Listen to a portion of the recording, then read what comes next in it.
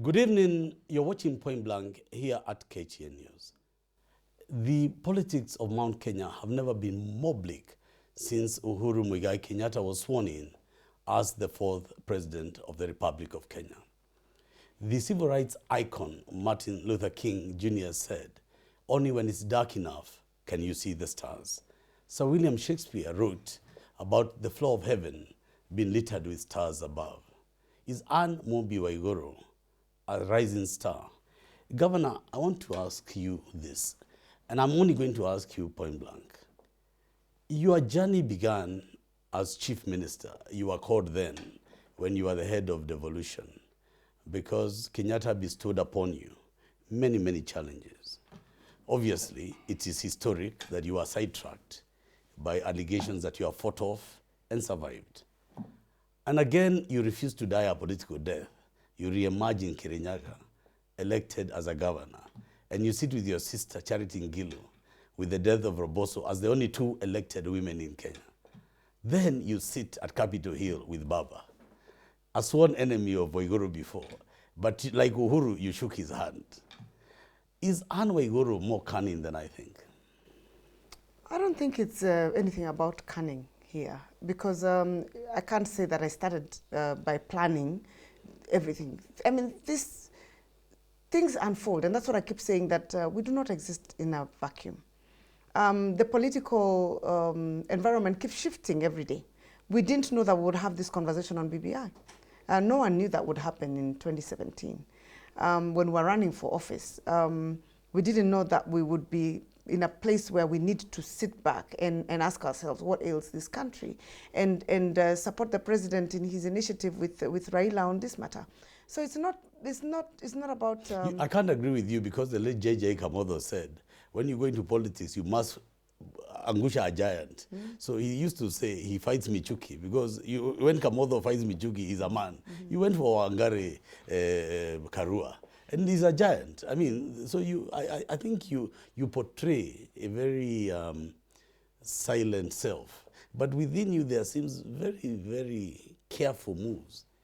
And I don't want to repeat from your wedding till you're sitting with Baba. You seem to be very deliberate in the things you are saying and you are doing, because you have come out when Mount Kenya governors are quiet. How can it be that you are the woman among men? You know, you're the only one who came out to put your head on the chopping block in Kibra. Yes. I mean, Governor, I mean, Kenyans are watching you. Ama unaogopa hii kitu, si useme? You know, Tony, you can tell by the things that I do that I have very little fear in me. I work with conviction, and I believe in what I do. And when I made the decision to support the handshake, I knew that we need it. There are people who are hoodwinking us outside there, but they know very well that we need this handshake. We need to move this country in this direction. I have put my neck out, but politics is about risks. It's about risks. I don't think you get up there by sitting comfortably in your corner, waiting for somebody to come and pull you up and promote you. I think you get your statement made out there, you put your head out, you sell your agenda, and then people make the choice. Mheshimiwa Governor, you know they will be watching Point Blank, and many will say, I'm here to build you. And they can say what they want. But I want to say this to you. Minor Commander was in KIBRA. He's a Nairobian politician. But from the entire Mount Kenya region, you were alone. There was no man. you know, I mean, you were there when it mattered. And Kenyatta has addressed KIBRA twice. He actually is almost as though he's spearing his deputy. Because I know Kenyatta well, and you know he's my friend. And I know he's watching tonight. But he keeps saying, pesa ilimwagwa, sijui nini ilifanywa, but I was beaten. And when he's saying he was defeated, he's laughing. And Waiguru, I know you can't go against Kenyatta. So no, why? No, I can't. So you know, so that is why I'm saying, if any Kenyan, anyway, they have had, because something here, something is happening. Definitely. I think from where I come from, of all the political moves you can make, you cannot go against Kenyatta. No, because that would be political suicide. Yeah. Anyway, anyone who understands politics And you need to understand politics. You need to look at politics in the bigger picture, not the short term. Look at it from far. I mean, so if you are the one who was there at KIBRA and you can't go against Kenyatta, what message is that? As I've said, you know, everybody in this country knows there's something called handshake. Can you imagine if Raila lost in KIBRA? Can you imagine it for a moment? Would you be talking BBI today? Would there be BBI? What's bigger? For Jubilee to lose one seat and we keep the country and expand this space? Or is it just about us? This country is bigger than, as I've said. If you look at KIBRA, everyone was there. Everybody was there. You saw the people who were there, and we've said it again, well, even before I was there were other leaders from the coast, from Eastern. You saw me and my sister on one side. We sat down and had this conversation. And said, yes, and said, we need to support because we need the handshake to survive. And we need the BBI. We are seeing the bigger picture. This is not just about the small contest. And as I said again, you know, that wasn't a Jubilee seat even in the first place. So we weren't losing anything as such. So if we have shaken a hand, saying that let us come together and make this country more inclusive, you know, in my personal view, this is personal view, we should have done everything to ensure that the handshake survives. And that is why I was in KIBRA. I was in KIBRA because I have seen beyond this election of a constituency. I saw Kenya. I saw where we want Kenya to go. And as a leader, I chose to play my part. If I was interested in my own personal ambitions, I wouldn't have gone. Because where I come from, people weren't understanding why is it that you are going to support the opposition. It wasn't the opposition I was supporting the handshake, which is the future of this country. And I said it that day, and I'll say it again now. We need to have this BBI process to move forward. There are people who would have loved to have killed it. We have managed to keep it alive up to now. We must ensure that we take it to completion. The BBI is going to transform the very foundation of this country going forward. It's what is going to make us more sustainable as a democratic nation. It's a step in the right direction. It's not perfect. It won't resolve all our problems, but it is a step in the right direction to rectify very many wrongs that have been there in the past. And I chose to be counted with leaders who have put Kenya first. Now, in terms of the time plan, because 2022 is 3 years from now, it looks like actually this is a well thought out issue, because what I'm looking at, we are ending the year. And this is the last political interview I'll do at Point Blank this year. The year is coming to an end. Do you see resolving the BBI issue in 2020, giving then the country time? Are you talking or caucusing among yourselves about the timelines? Yes, we've caucused amongst many people and many leaders about the timelines, and we are very hopeful that this process will be completed by latest May, June. Completed by May, June. And that then gives the country space to internalize where we are at, and then prepare then for the next phase of this country. Because once you're done with the changes that you will require in the Constitution, there will be other institutional and legal changes, you know? And it's not just about passing the document. There will be laws that will need to be amended, that have to go through Bunge to realign with the Constitution. There will be institutions like IEBC that needs to be fixed. There will be other things that do not require law that needs to be start implementation, like the proposals that we have done on the youth empowerment. There's things that we can start doing. Administratively to support the youth agenda and ensure that the money is streaming and the economy is revamped. Governor, I'm very interested about your view of this party list. It's a change in the way politics is done. Are you seeing that as a step forward in democratization, that people agree before elections and that you know what is a team? That is... It's fantastic in my view. especially as a woman. It's fantastic. And you see, because we have tried all other ways to ensure that we get this, at least a third gender rule. Now we are guaranteed a third gender rule from the county assembly level all the way up without nominations, because people are complaining that we are too many and this wage bill is burdening the Wanjiko. And so it's good that we have found a solution where we can get a quota for both genders and at the same time ensure we reduce the overall numbers so that the weight on Wanjiko is lessened. That is a significant milestone. And for me, again, as I said, the alternative gender rule at leadership level is very encouraging, especially starting at the governor's level. And we hope even at the top, when we are done with the conversation around the executive, there will be space for alternative gender. That will be a step in the right direction. We can't continue living the way we are, assuming that we can just say that women compete in a not very level playing field and expect that we will have women elected in office. I think this is finally a solution in my view. Not only that, as I said, it's going to also ensure that you know the teams in advance. And those teams are selected rationally, not emotionally, not because of money.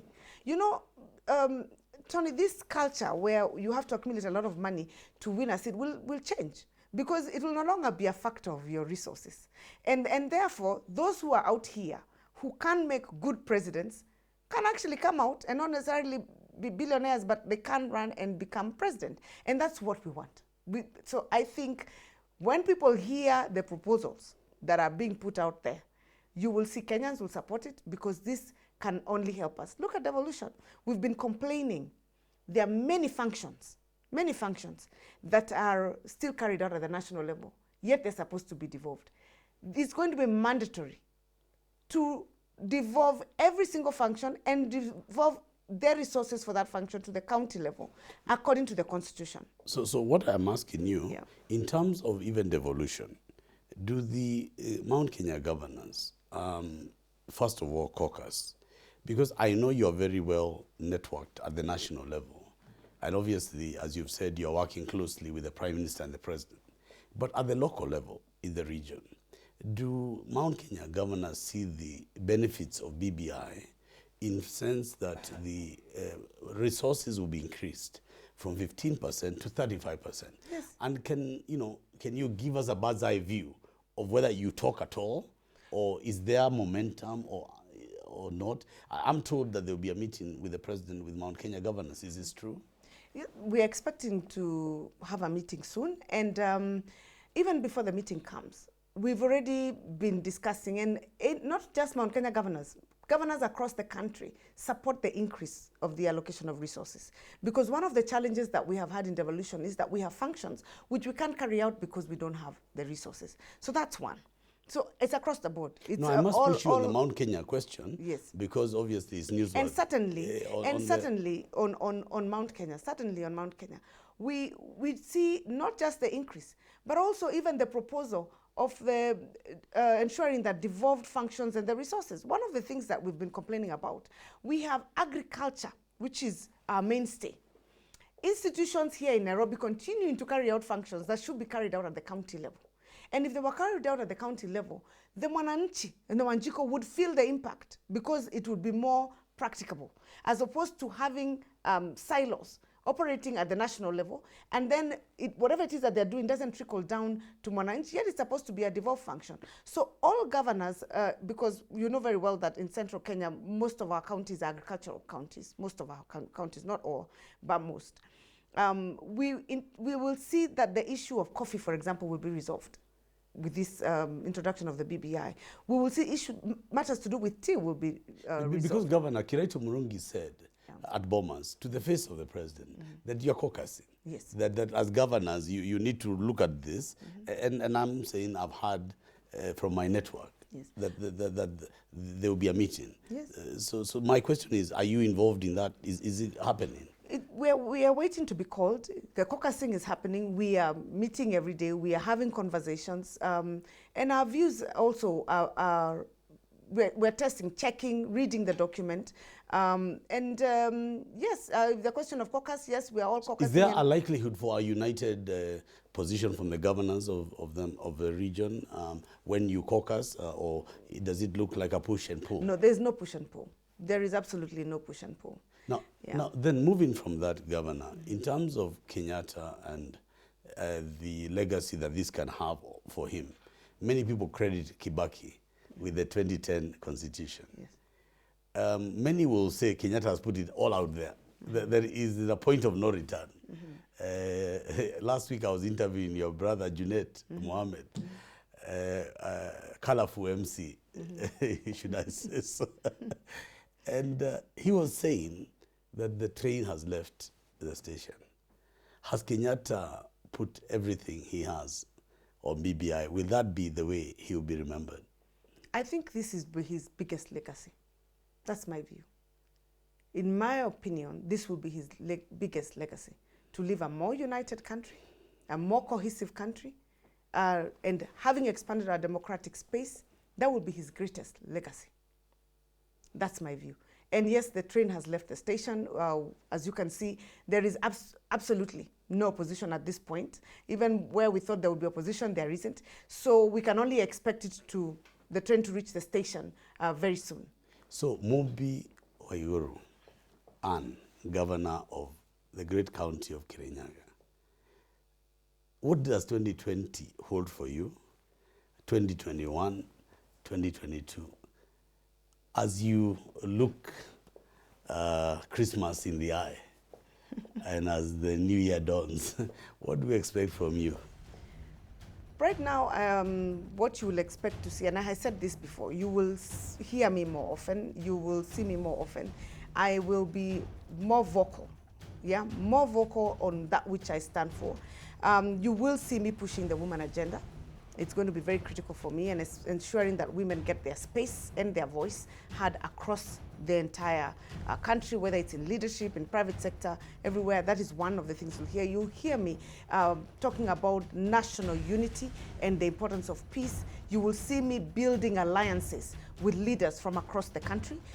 You will see me talking to leaders from other areas, from coast, from Eastern, from Northeastern, to play my role as a leader and ensure that we are bringing our voice together to ensure that this country has a safer and secure future. That you will expect to see in the next 1 year. You know, you're watching Point Blank here at KTN News, and Waiguru, governor of Kirinyaga, says she's all in. It's a pleasure to have you here at KTN News. Thank you. And I wish you a Merry Christmas if I don't see you. Merry Christmas and to you. Salimia, my good friend Kamodo. I will do that. And wish him as well. I will. You're watching Thank you very KTN much. News.